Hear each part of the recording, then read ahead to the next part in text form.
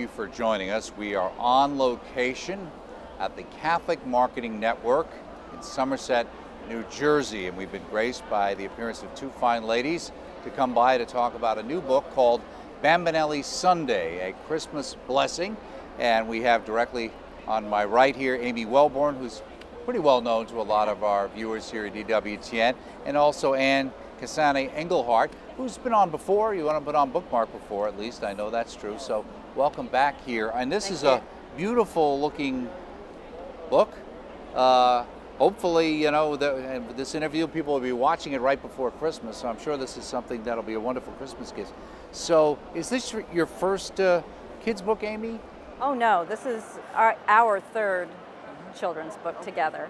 Anne and I have written two books based on the words of Pope Emeritus Benedict, published by Ignatius Press. The first was called Friendship with Jesus, which was a First Communion book, and then Be Saints, which was based on a talk that he gave with young people on his pilgrimage to England. And so, you know, we have a good working relationship. Anne was the instigator of it many years ago, and I'm very grateful to her for that. And then she had, she has lots of ideas. We both have lots of ideas. And she had an idea for this book, Bambinelli Sunday, which is a Christmas book. Bambinelli Sunday is a real thing. It's a day, the third Sunday of Advent in Rome, Gaudete Sunday. Yeah, it's the one where they wear the rose-colored vestments, right? Right, right. And the children of Rome bring their Bambinelli, the little baby Jesus from their nativity scenes, to St. Peter's Square to have them blessed by the Holy Father.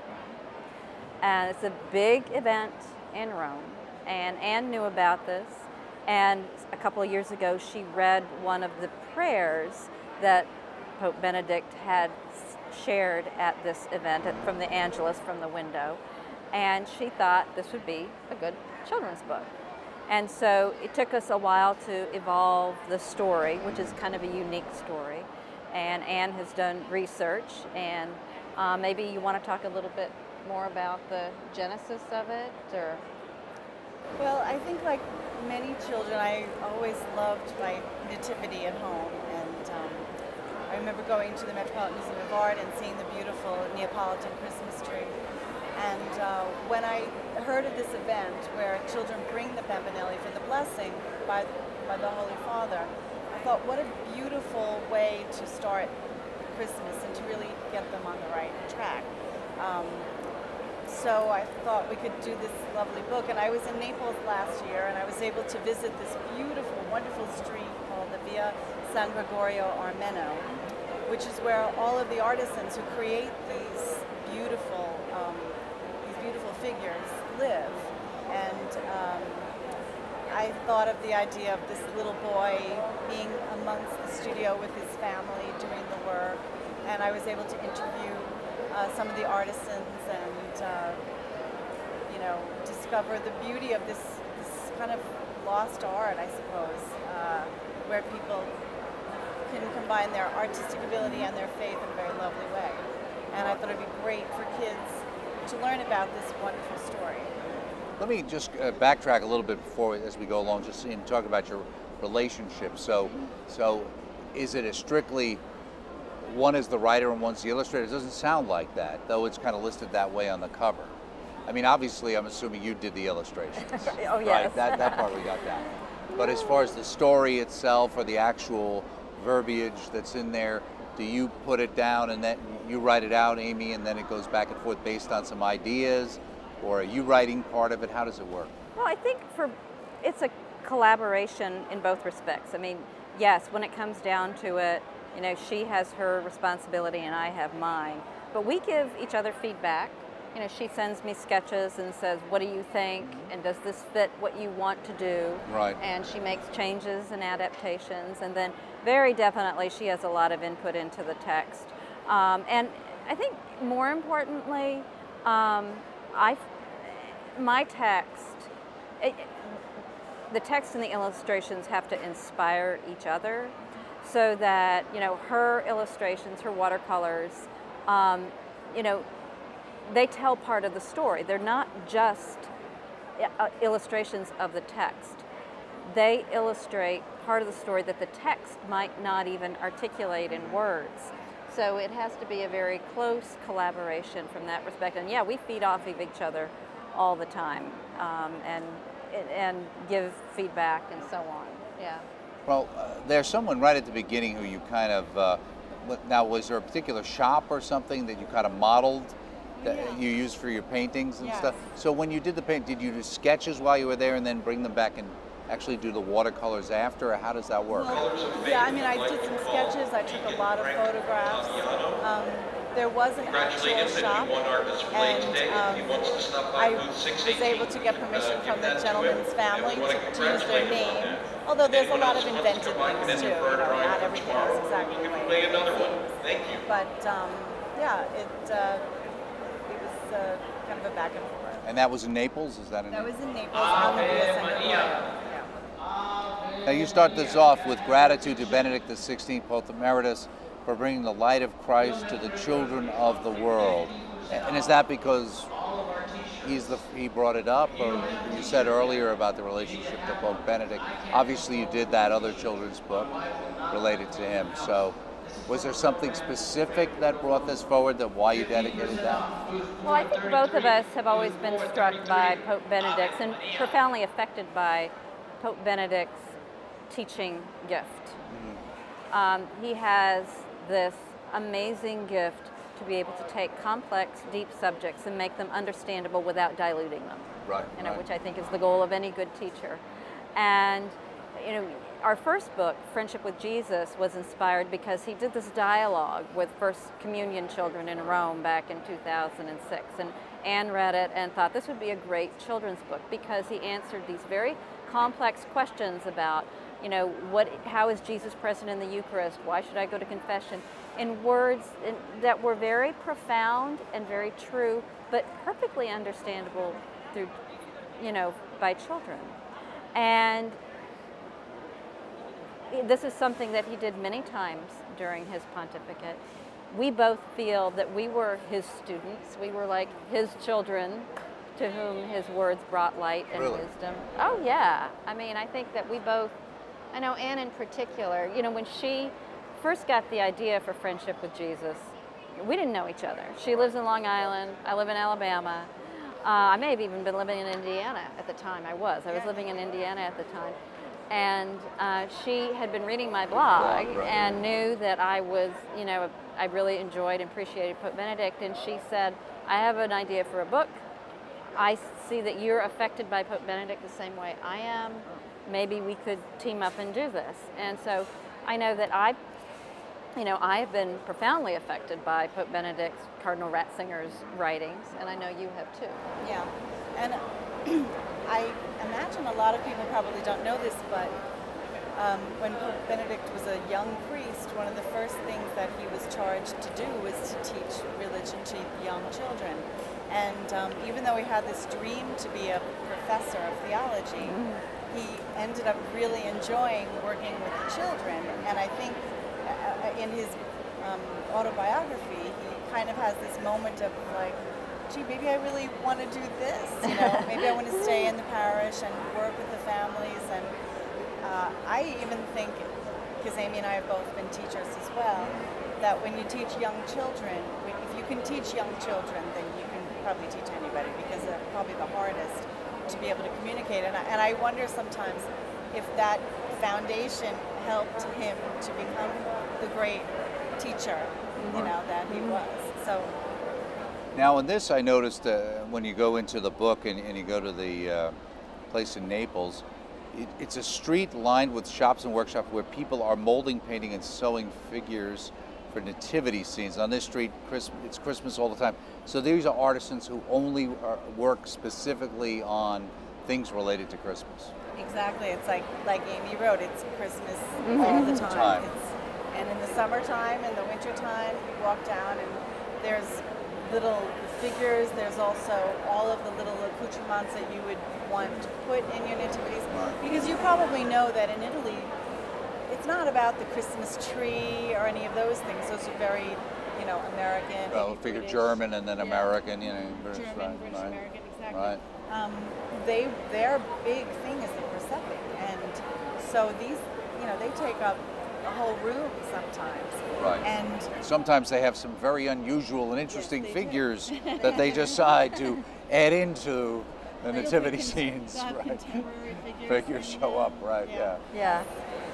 Sometimes irreverent ones. Right. Right, Yes, right. it's been no And doubt. yeah, political figures Right. and all of that kind of thing. And if you go into Italian churches at Christmas time, you know, you can find a side altar or a side area that usually has a very elaborate nativity scene. And Right. so it's very, very important. And so what we wanted to do was to connect these two things with the story of this little boy. Right. Now, this is a little boy whose family has been involved with this for generations, I'm assuming, because there you have the illustration with him where he's watching his grandfather work, and I'm assuming his grandfather watched his grandfather work through the period of time. Is that a good assumption? Yes, absolutely. Oh, sure. And the story is about a little boy, and as we originally conceived it, it was about a little boy who was from one of these families who makes his way to Rome to have his Bambinelli blessed by the Holy Father. And we originally conceived it that he was going to try to end up going by himself from Naples to Rome, and that was going to be sort of his adventure, and he was going to have adventures along the way. But then we kind of decided, I don't know if that's a good idea. Really scary. It's really scary.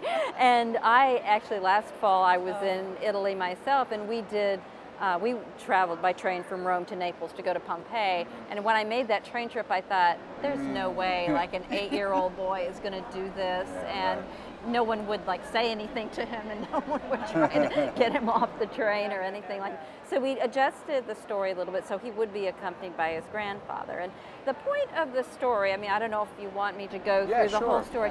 Well, Alessandro was living with his grandparents in Naples, and his parents are off somewhere else finding work for their work. And he's living in Naples temporarily, but he's still not happy about it. He misses his family and his home. He's maybe a little uncomfortable with his grandparents. And so at one point, he decides, his grandfather and grandmother come up with the idea for him to make his own Bambinelli, for him to be taught this craft, this art, by his grandfather. And so we have a spread in there in which he's learning how to make the baby. And it's imperfect, and it's clearly the work of a child, but it's his work. Right, because he was also, it seems like he was having some trouble fitting in there. He was dropping things. He's out on the street playing, and of course the ball hits a cat or something and knocks things off of the local vendors. Right. And so part of the story is about how how God works through our own artistic abilities, our own creative abilities, let's put it that way, to help us understand life, to help us bring us closer to other people, and even share the love of God with others. So he makes this Bambinelli, and he's very excited. He and grandfather are going to go to Rome to Bambinelli Sunday when there's an accident, and his own Bambinelli that he worked so hard to make is broken. And he despairs because he feels as if he has nothing to give because what he made broke. And so in secret, he kind of grabs one of the Bambinelli his grandfather made, which looked really nice and really perfect. And so he and grandfather get on the train in Naples to go to Rome. And on the train, they then encounter two children, two sisters. And the younger one is very unhappy and sees the Bambinelli, which looks like a doll, right? And decides that she wants it. And he's a little hesitant, but he sees that sharing this Christ child with this little girl will bring her happiness. Is he willing to make that sacrifice? Is he willing to make that sacrifice? And so he does on the train, but then the train gets to Rome, and the little girl wants to keep it. And now he's got another decision to make. Am I really willing to sacrifice this? Because once again, I have nothing. And he makes the decision. He sees the peace and the happiness that the baby Jesus gives to the little girl, And so he gives it to her, and the train goes Right, off. there's the illustration. You can see the little girl, the sister, sitting on the train, and Rome St. Peter station here, and the Vatican in the background as he heads off with the grandfather. Right? Yeah. He gives Saying her a little wave. Yeah, yeah. So does the grandfather have any idea at this time that he Well, you'll see. did that? Oh, You'll okay. see. So it is a page turner. I It's a have to tell page you. turner, It's a I tell page you. turner. Okay. And so what happens then? Should I finish the story? Yeah, sure. Okay. Is that then they get to St. Peter's Square, and he's clearly very unhappy, and he says, "I don't have anything to give." And the grandfather says, "Are you sure?" And he hands him from his pocket Alessandro's own Bambinelli that he had made, that he had time to repair really quickly. The grandfather repaired it for him. The grandfather repaired it. And so it is his own, from his own heart. It's imperfect, but it's his, what he made, that he can offer to be blessed. And so he joins with the other children, listening, having the Holy Father bless his Bambinelli, and then he hears his name being called, Alessandro, and he turns around, and it's his parents who have come to surprise him, to gather him up and meet him and take him back home. Okay. And then the last scene is him putting his own Bambinelli in the creche at the grandparents' house. I want people to know we're not having an outage here. It's just that as things are winding down here at the Catholic Marketing Network, they're starting to close shop. So we have to continue on with our work. Okay. Under any conditions, right? Yeah. So when you do these like this beautiful one which takes in the whole of St. Peter's Square, how long does it take you to paint something like that? I asked her, like several people today have asked her. Yeah. You know, some of them were really detailed. That one in particular, there's a lot of perspective issues, and you're kind of creating scenes that don't really exist. In other words, in order to really tell the story, you have to distort reality a little bit. It's kind of a dichotomy where you're, you know, the opposite is the case. And you know, it's kind of figuring out things like this particular one, also with the Giuseppe at the end. You know, probably about 2 weeks on each of them, I would say, usually.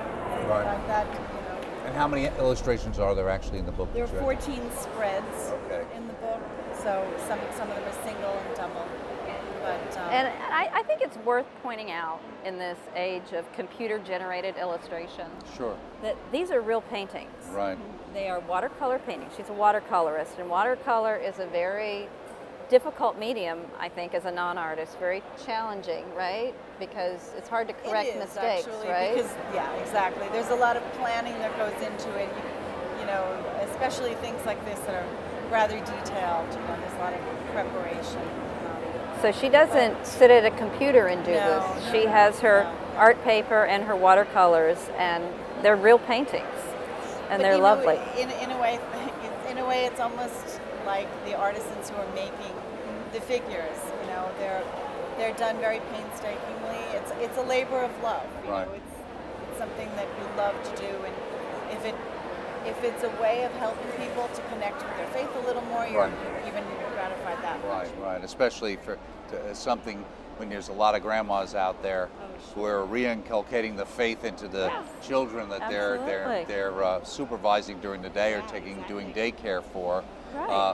They're looking for good materials because sometimes their own children didn't carry the faith on quite the way they would have hoped they would have, right? And this is a way of recatechizing the family through the children, right? Exactly. And you know, the thing is that even Catholics and Christians who are not religious, many still put up a nativity.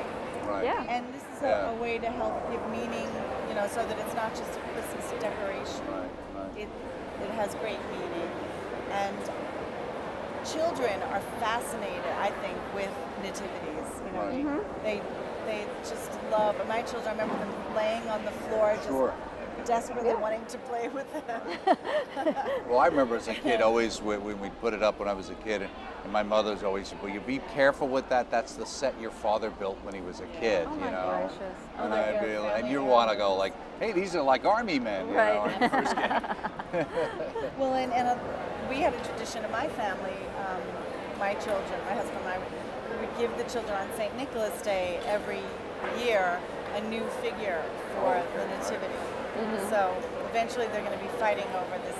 I don't know how we're going to split up this set, but you know, they each would get one. And well, let me ask you, obviously you two work together, you're collaborating on this.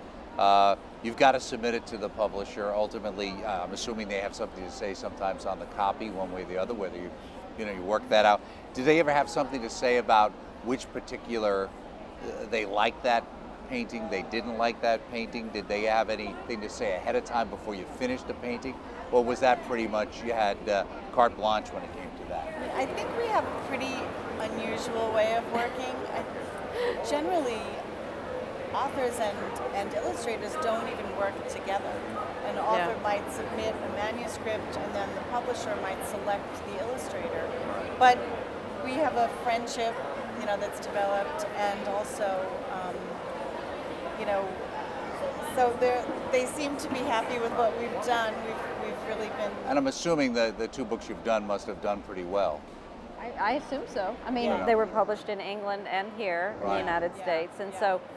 Yeah. I mean, there's always technical issues. I mean, with the picture book, there's always going to be questions about the translation of the color and all of that kind of thing that we have to try to work out. But in terms of the content of the illustrations, they were, you know, delighted with what Anne had done. Is your impression as well from working on this and dealing with the publishers and the people you've worked with, that they are looking for more and more material like this for the children's market, specifically, you know, a Catholic market? I think so, because, you know, book sales are, you know, are difficult, but children's book sales tend to stay consistent and even rise because people are always looking for books for children. And as you said, you know, people call the Catholic bookstore and they say, I need a First Communion gift or a Christmas gift for my grandchildren who aren't being taken to church and all that kind of thing. And it's sort of constant. So yeah, children's books always sell very well. And I'm really happy to present this book because, you know, there are lots of Christmas books. I mean, you go to any secular bookstore during Christmas and you see loads of Christmas books. But even in the Catholic market, you know, most Christmas books are nativity, you know, versions of the nativity, which is great. You know, it's great for children to sort of experience that in different artistic styles and told from the different angles, perspective of different animals and all of that. Right, exactly. But you know, I like this because it is a Christmas book, but it's, you know, it's different. Right. It's different, and it exposes children to something that's real, to another living part of their Catholic faith. You know, that perhaps that they, you know, if people are on the ball, that could be worked into their own parish life. I mean, Anne said that in some of her parishes in her diocese, they do a Bambinelli Sunday blessing. Oh, did it really? They actually started a few years ago. I'd had the idea for the book, and we'd even discussed it, and then one Sunday in the bulletin it said, please bring your little bambinos, your little baby Jesuses next Sunday for the blessing for Bambinelli Sunday. Okay. And I was so excited. I thought, oh, this is so great. Was there an Italian priest there or something? No, or what? it was actually our bishop. Okay. I believe it was the bishop, or someone from the religious ad office or something. Okay. Just encouraged them to do it, and they said this is a custom in Rome. Right. And sure. and it's Bishop Murphy, so no, he's not Italian. Of course, he was up in Boston. There were a lot of Italians from Boston, Right. so maybe you got Spent it a lot there. of time in Italy. You're right. Yeah. Right. But So, I mean, we're going to do, we have done catechetical materials that Franciscan Media is offering free, you know, on their website to parish ministers and catechists and pastors and so on to help them bring this home, you know, teaching children, maybe having a lesson in which the children can make their own little Bambinelli and then have a prayer service or bring them to Mass and to really tie it into the bigger church. Right. And so we're really, you know, excited about that. Because I know on a different level, I know in Alabama, our local parish, sometimes they have where you're supposed to bring in your nativity set, Right. Yeah. like Right. and to have and the people in the parish room bring in to see all the different nativity sets. And things. I know Bishop Baker, our ordinary, has a particular nativity set he got from Italy that he's extremely proud of. Yes. I know that. In fact, when we did his Christmas Candle series, he went through his, he had his little nativity set there, and he was very, very proud That of was that. how we particular focused one. it. Yeah. lovely. That's very nice. Yeah. Well, they're cherished heirlooms, and as I said before, I think it's a kind of a thing that somebody who does not have very mature faith can still be touched by. And you never know what reading something like this kind of a book, you never know what that might do to spark, you know, in the parent, the child, the grandparent who's reading it to them. You know, you hope. And also, Amy and I are very passionate about the idea that beauty, you know, beautiful things made with love, things made with great care, are really an important aspect of our Catholic faith. Well, it's very much of a Catholic ethos. I mean, the great great figures of art in the world, really, for the last 2 centuries, in many cases, were outgrowths of Catholic patronage or Catholic artists or Catholic imagery. Yeah, and it's not just decoration. You know, it's God puts that creative spark in us, and what we create then is a gift of thanksgiving to Him for that spark. It's one of the ways that we are made in the image of God, and we are imperfect, like His little baby, but they are, you know, our gifts of love to God. Now, obviously, you've done blogging over the years. Yeah. Are you still doing that? Yeah, I'm still on the internet, still blogging. So I know you change kind of your persona or your name of your blog every once in a while when you go through different phases in your life. Yeah, well, I have, I mean, so what is it now? I have Charlotte Was Both, Okay. which is my basic blog, which is based on the last line from E.B. White's Charlotte's Web. Okay. You know, Charlotte was a good friend and a great writer. Some people are great friends and good writers. Charlotte was both. Right. And then I have a travel blog called Books. That was the pig who said that, or who said that? It was the narrator said that. Yeah, right. Okay. Charlotte was both a good friend and a great writer. So so I'm out there and working on various little projects and projects with Anne, and that's good. That's good. And what about you, Anne? Is it primarily illustrated for books? Do you have other ways people can access your artwork? Yeah, I do. I have a website, AnneHusseinEngelhardt.com, and I do commissioned work. I do portraits and still life and landscapes and things, and I do a lot of work for institutions, the church, or universities, hospitals, things like that. But this is my favorite one. That's great. I can see why. Well, thank you so much for stopping by and spending the time with us. Oh, it's always a pleasure. Amy Welborn and Anne Husseinengelhardt talking about their new work, Bambinelli Sunday. It's a Christmas blessing. I think it would probably be a blessing all year long. Check it out. It's published by, I believe it's Franciscan Media, available through the EWTN Religious Catalog. Sounds like a great Christmas gift. Thank you for joining us as we're on location at the Catholic Marketing Network. See you next time.